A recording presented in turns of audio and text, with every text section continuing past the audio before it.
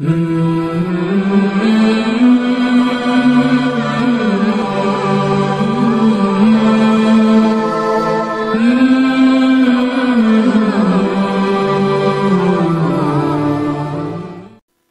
اللہ الرحمن الرحیم۔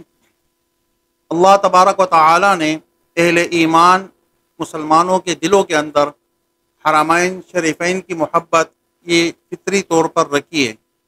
اور ہر مسلمان، ہر ایمان والا شخص وہ حرمین شریفین کو مقدس نگاہوں سے دیکھتا ہے اور احترام کی نظر سے دیکھتا ہے، اور اس کی محبت اس کے دلوں کے اندر اللہ تعالیٰ نے پیدا کی ہوئی ہے۔ امام مالک رحمۃ اللہ علیہ، چار جو ائمہ مجتہدین ہیں، چار جو مشہور ائمہ اکرام ہیں، اس میں سے ایک امام مالک رحمۃ اللہ علیہ بھی ہے۔ ان کی محبت بھی مدینہ منورہ سے بہت زیادہ تھی، اور انہوں نے آخری عمر میں جا کر مدینہ کے اندر رہائش اختیار کر لی تھی، اور ان کی خواہش یہ تھی کہ میری موت اس مدینہ منورہ شہر میں آئے اور میرا جسم یہاں کی مٹی اس کو قبول کرے۔ اس نیت سے وہ آ کر مدینہ کے اندر رہنے لگے اور حدیث شریف کا درس دینے لگے، اور مدینہ منورہ سے ان کا نکلنا بہت ہی کم ہوتا تھا۔ وہ اس اندیشی کی پیش نظر کہ کہیں ایسا نہ ہو کہ میں مدینہ منورہ سے باہر جاؤں اور باہر کہیں میری موت نہ آ جائے، اس وجہ سے وہ مدینہ منورہ سے باہر نہیں جاتے تھے۔ لیکن ان کے دل میں یہ بھی خیال آ رہا تھا کہ اگر میری زندگی کے دن مجھے پتہ چل جائے کہ میری زندگی کتنی باقی ہے، اگر زیادہ اس میں سال، 2 سال، 3 سال کا عرصہ باقی ہے، تو میں اس میں نفلی حج کروں، اس لیے کہ حج کے لیے حدود حرم سے باہر جا کر احرام باندھنا پڑتا ہے، پھر مکہ مکرمہ جانا پڑتا ہے، اور وہاں پر جو ہے نا مختلف اعمال انسان کو ادا کرنے ہوتے ہیں، جس میں مدینہ منورہ سے باہر جانا اس کے لیے ضروری ہوتا ہے۔ اس وجہ سے ان کے دل میں یہ بار بار یہ خواہش آ رہی تھی کہ اگر میرے کو پتہ چل جائے کہ میری عمر کا کتنا حصہ باقی ہے، تو میں اس میں اگر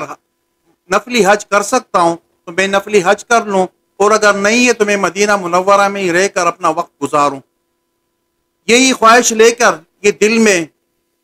رہ رہے تھے کہ ایک مرتبہ رات کو سوتے ہوئے ان کو حضور نبی کریم صلی اللہ علیہ وسلم کی زیارت ہوئی۔ آپ نے دیکھا کہ آپ علیہ الصلوۃ والسلام تشریف فرمائیں، اور ساتھ میں صحابہ اکرام رضوان اللہ تعالی علیہم اجمعین کا موجود، اور صحابہ اکرام بھی ساتھ موجود ہیں۔ وہاں پر امام مالک رحمۃ اللہ علیہ آتے ہیں اور آپ صلی اللہ علیہ وسلم سے سوال کرتے ہیں کہ اللہ کے نبی، میں آپ کے شہر میں رہ رہا ہوں، لیکن مجھے یہ پتہ نہیں ہے کہ میری زندگی کے کتنے دن باقی ہے۔ اگر مجھے پتہ چل جائے، اگر مجھے حج کا موقع ملتا ہے تو اس میں نفلی حج ادا کروں۔ آپ کی یہ بات سن کر حضور علیہ الصلوۃ والسلام نے امام مالک رحمۃ اللہ علیہ کی طرف اپنے ہاتھ کی 5 انگلیاں یوں دکھائی۔ امام مالک رحمۃ اللہ علیہ جب جاگے تو وہ پریشان ہو گئے کہ آپ علیہ الصلوۃ والسلام نے تو 5 انگلیاں مجھے دکھائی ہے، اب ان 5 انگلیوں سے اشارہ آپ کا 5 دنوں کا ہے، 5 ہفتوں کا ہے، 5 مہینوں کا ہے، یا 5 سالوں کا ہے۔ وہ اس کا تعین نہیں کر سکے، اور نہ آپ علیہ الصلوۃ والسلام سے پوچھنے کا موقع ملا، اس لیے کہ خواب ہی اتنا مختصر تھا۔ اس وقت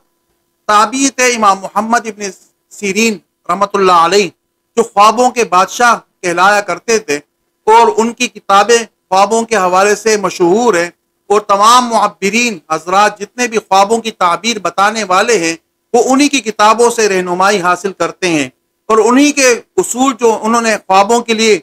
طے کیے ہوئے ہیں، انہی کی روشنی میں خوابوں کی تعبیر بتاتے ہیں۔ امام مالک رحمۃ اللہ علیہ نے ایک شخص امام محمد ابن سیرین رحمۃ اللہ علیہ کی طرف روانہ کیا، اور ان سے آپ نے فرمایا کہ امام محمد ابن سیرین کو یہ بتا دیں کہ ایک شخص نے ایسا خواب دیکھا ہے، آپ صلی اللہ علیہ وسلم سے یہ سوال کیا ہے، جواب میں یہ ہاتھ دکھایا ہے، لیکن میرا نام محمد ابن سیرین کے سامنے آپ نے نہیں لینا، ایک عام آدمی کا ذکر کر کے کہ اس عام آدمی نے یہ خواب دیکھا ہے۔ جب وہ شخص امام محمد ابن سیرین رحمۃ اللہ علیہ کے پاس پہنچا تو انہوں نے کہا کہ اس طرح ایک آدمی نے خواب دیکھا ہے، اور آپ صلی اللہ علیہ وسلم نے جواب میں یہ 5 انگلیاں دکھائی ہے، اس کا کیا مطلب ہے، اس خواب کی تعبیر کیا ہے؟ امام محمد ابن سیرین رحمۃ اللہ علیہ نے فرمایا کہ یہ بتاؤ کہ یہ شخص جو ہے کوئی بہت بڑا عالم تو نہیں ہے، اس لیے کہ ایسا خواب کوئی بہت بڑا عالم ہی دیکھ سکتا ہے۔ انہوں نے کہا کہ اس کا نام بتائے۔ اس شخص کو چونکہ امام مالک رحمۃ اللہ علیہ نے منع کیا تھا، تو انہوں نے کہا جی مجھے اجازت نہیں ہے۔ یہ واپس مدینہ آئے اور امام مالک رحمۃ اللہ علیہ سے فرمایا کہ وہ اس شرط پر خواب کی تعبیر بتا رہے ہیں کہ آپ کا نام میں ان کو بتا دوں۔ تو امام مالک رحمۃ اللہ علیہ نے مجبور ہو کر جواب دیا کہ میرا نام ان کو بتا دیں۔ یہ شخص واپس گیا اور امام محمد ابن سیرین رحمۃ اللہ علیہ سے فرمایا کہ خواب دیکھنے والے امام مالک